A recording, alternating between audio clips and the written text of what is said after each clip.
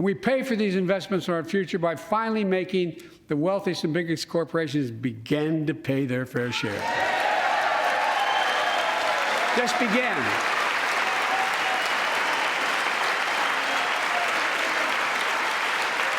Look, I'm a capitalist. But pay your fair share.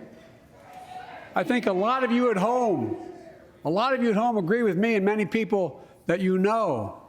The tax system is not fair. It is not fair.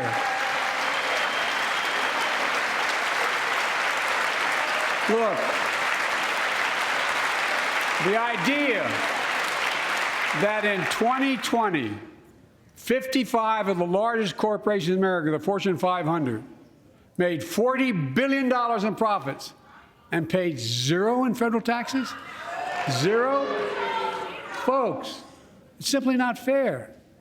But now, because of the law I signed, billion-dollar companies have to pay a minimum of 15%. God love them. 15%. That's less than a nurse pays.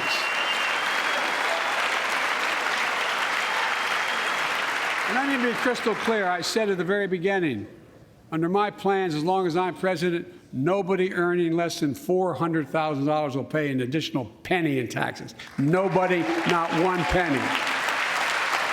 But let's finish the job. There's more to do. We have to reward work, not just wealth. Pass my proposal for the billionaire minimum tax. You know, there's 1,000 billionaires in America. It's up from about 600 in the beginning of the term. But no billionaire should be paying a lower tax rate than a school teacher or firefighter. I mean it. Think about it.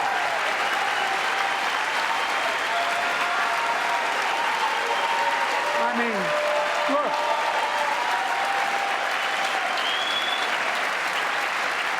I know you aren't enthusiastic about that, but think about it. Think about it. Have you noticed Big Oil just reported its profits, record profits? Last year they made $200 billion in the midst of a global energy crisis. I think it's outrageous. Why? They invested too little of that profit to increase domestic production.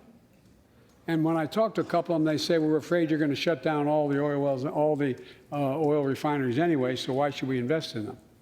I said, we're going to need oil for at least another decade, and that's going to exceed and beyond that. We're going to need it. Production. If they had, in fact, invested in the production to keep gas prices down, instead, they used the record profits to buy back their own stock, rewarding their CEOs and shareholders. Corporations ought to do the right thing.